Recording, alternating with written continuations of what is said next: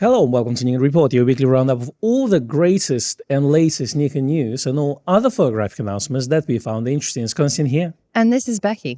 And we are back with another podcast full of news. So we're going to start with ZF and 135 Plena shipping worldwide. Yes, so they did start to ship on the same day worldwide. Apparently, there was a small amount of free stock in the USA, which has since sold out. There were small shipments that came into the UK and went pretty much straight out the door. So I imagine that for most dealers, there isn't a free stock situation yet on the ZF. Yeah, now talking about 135, it is sold out everywhere in the UK and the US, but apparently I've checked this morning and 135 was available in 2 places in Germany. So if you want one and you live in UK, obviously you would have to pay the import duties, but they have it available. If you're in Europe, maybe it's worth purchasing from there. There will be more stock of the Plena coming in very, very soon. So if you haven't seen yours yet, don't panic. Stocks will become more readily available over the next couple of weeks. Now, it seems like Plena will be in fairly good supply, but Z600 f6.3, at least in Japan, will be in short supply. Nikon Direct Japan posted an announcement saying that too many orders, be prepared to wait. Would you think we would say the same in the UK, or the stock is actually not that bad? I think that we'll be okay for the 600 6.3, actually. What I am honestly more concerned about is the 180 to 600 at this stage, because we are still waiting on those. Yeah, so 180 600, Nikon Direct Japan also said too many orders. Can't make too many. Too many orders. But what a nice problem to have. Exactly. If you do, create good products, they will come. That's right. Those people that call themselves photographers. And apparently, a lot of people like wildlife photography. We've noticed that. Yes. Yes, that does seem to be I would say, the most popular genre of photography. I know, even more than macro. It's shocking, really. Yeah. Even more than portraiture. Yeah, so I personally think that actually, well, go on the list. If you got yours already, congratulations. And if you're waiting, hopefully yours will come very, very soon. Now, Z600 f6.3, the lightweight version of that lens, was announced last week. We talked about it, who is it for, etc. So do check out our last week's podcast. But now a lot of websites posted their comparisons. So Nikon Rumours posted the comparisons with other lenses like 400mm f4, 600 f4, as well as 180-600. That was created by their user Darius Brash, and also user called Mikna, and I'm sorry for butchering everyone's name, posted a picture of his 600 f4 with a Z8 attached. So it does look considerably small. It is considerably smaller. Also, if you take that hood into account, that's it looks like it's going to be an impressive weight saving. Absolutely. I mean, the hood for 600 f4 is quite a big real estate in there, isn't it? You can probably rent it out in London and call it a studio. You could. All right, on to 600 coverage. Lots of YouTube channels posted their videos, their hands-on with the lenses. And the first one is Steve Perry, who is not only testing the lens in the field, he's also comparing it with Z180 to 600 lens, as well as 500 PF and 800 PF lenses as well. That's right. Then we have Jan Wegner, who said, surprised, did Nikon just release the best wildlife lens ever? This is quite a good YouTube video title, I must say. Anyway, that is his video for the 600 6.3. So definitely check that out if you can. And then we also have a hands-on review by DP Review. DP Review who?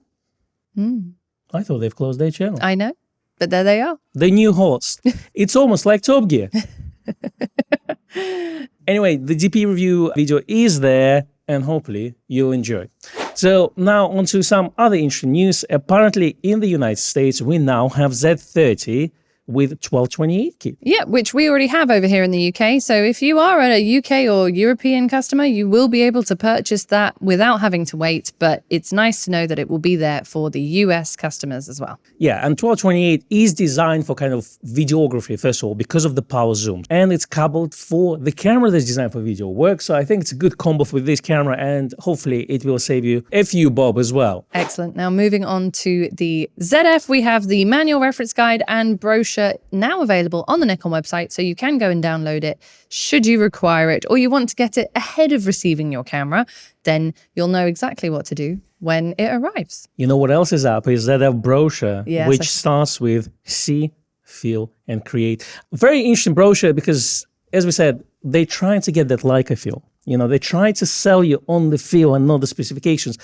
A lot of people call this camera a kitchen sink of technology because Nikon threw everything in this. All of it. Exactly. But I'll take it all, surprisingly. You know, even maybe it's not a super focused camera. I think some people will get it for the looks, some people will get it for technology. And not surprisingly, it's going to be a big seller for Nikon. Just looking at our pre-orders, I can tell you it's already a big hit. That's right. Now, the Nikon ZF did actually win a design award. So not only the ZF, the Z8, the MCN10 remote grip, the 85 1.2, the 26 2.8 little pancake lens, the Lasermeister 1000S Turbo. Eclipse JI and the Eclipse UI, all of those won design awards. So the ZF is already winning awards and it's only been out for a couple of weeks. That's right. And it's interesting because you look at the comments. We just published a video on ZF and a lot of people felt very important to say how Nikon ZF is not going to be for them. But surprisingly, about half of them said that they love this camera to bits. You can judge the popularity of the camera not just by only positive feedback, but also negative feedback, because a lot of people really need to justify it. And it seems like it's quite an attractive proposition from Nikon. Yes. But don't you worry, if you wait for Nikon Z6 III, it will happen eventually. Eventually. Exactly. Don't know when, don't know how. But it will happen. Anyway, on to software news. Nikon update the NX Studio to version 1.5.0 with added support for photos and videos taken with Nikon ZF. Aside from adding pixel shift, they've also added rich tone portrait, deep tone monochrome, and flat monochrome picture controls, which is great. So if you do have another camera that doesn't have those presets built in, you can now add them to your files thanks to NX Studio. You've also got custom picture controls can now be created.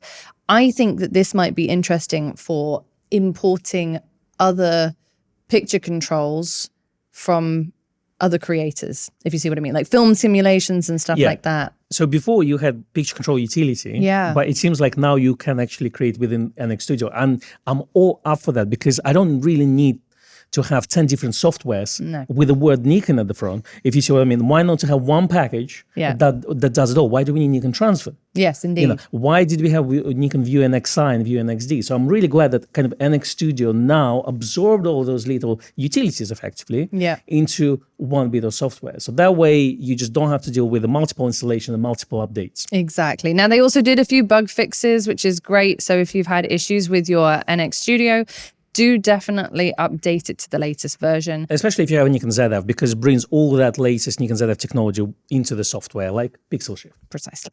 Now, for you video shooters, if you've got a Nikon ZF, you definitely want to get a latest N-Log 3D LUT, which was updated to version 1.06, which basically added ZF support. LUT is lookup table for videography. So that allows you, if you're shooting something like flat profile, you can then use that LUT in the post-processing software. So again, if you're into video work, definitely try it out. I definitely will be looking into that as soon as we get our own Nikon ZF. Fancy. Now for some third-party news, we actually have two wide-angle lenses for you this week. First up is the 9mm by 7 Artisans. This is a 5.6.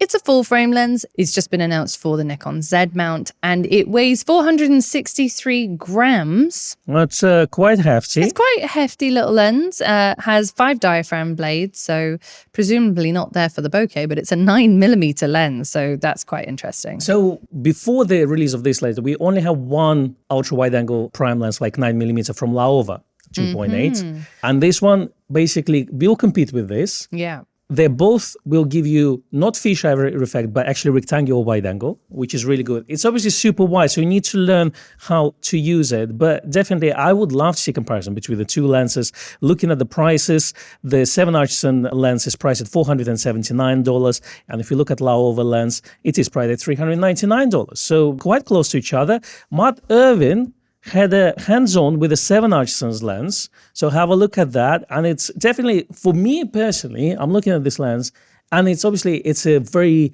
special effect lens, I would call it, because it's so wide and you really need to know how to use it. But for adventurous kind of view and for estate agents, this is definitely going to be a clear winner. Particularly if you're trying to sell a lens hood as a studio flat in London and you need all that wide angle in there. Looking at you, Foxtons.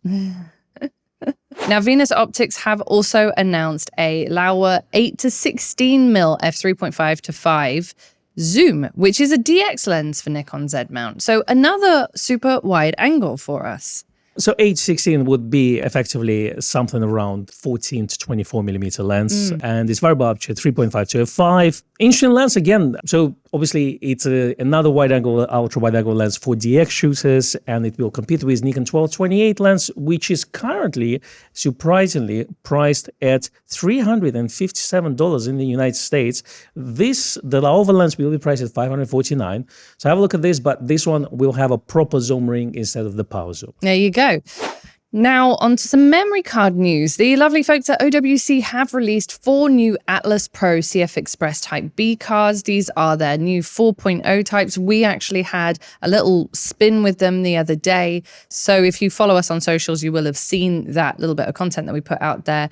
But essentially, what makes these so great is how fast they are. Yeah, so those incorporate the latest PCIe Gen 4 technology. So that will push the reading speed to 3,650 megabytes per second and writing speed to 3,000 megabytes per second. So the advice there is, if you shoot in high resolution video, so 8K at the highest possible quality on cameras like Nikon Z8 and Z9, then you definitely may want to upgrade to this card. As well as obviously if you're shooting in very large bursts and you want to just shoot 5-minute bursts at the highest frame rate possible and don't want to run out, then you can spend all the money and get some of those. For some of you who don't do that, then you can get an earlier generation memory cards, which would go up to 2,000 megabytes per second, and they're going to be generally absolutely fine, and it will save you a few bob as well. That's right. What I would say is if you're trying to future-proof yourself on cards in terms of buying cameras that will get faster or shooting with even higher quality video, then obviously the faster the card you buy now, the less money you'll have to spend later. But if you are looking at getting a hold of an OWC card, then they do have a distribution center in Europe, so you can buy them if you're over here in the UK. Now on to software news. Apparently, Adobe MAX was held in Los Angeles between 10th and 12th of October, where they announced a bunch of AI stuff from Photoshop to their video functionality, new AI engine version 2.0, Scary. Firefly or something like this. So, you know, you name it. But Nikon was sponsoring the event as an engagement sponsor, whatever that means. I don't know what it means, to be honest, but essentially what Nikon actually did as an engagement sponsor is they set up with Z9s to do attendee portraits. So they said that at the conference, they would partner with Adobe to offer complimentary professional portraits for credentialed attendees, and that it's a great opportunity to update your social media profiles and presence with a high quality headshot courtesy of Nikon. The images were captured on site with Nikon mirrorless cameras, and the images would be sent electronically to participating attendees. So if you went and had your headshot taken, let us know. We'd love to hear how that went. So apparently, if you need a mugshot updated, you need to go to Adobe MAX. Apparently, Nikon was an engagement sponsor of Adobe MAX last year as well, and they also had the Nikon Z9. And remember, they had this some sort of crypto thing set up, that the image was somehow encrypted and was somehow on the chain.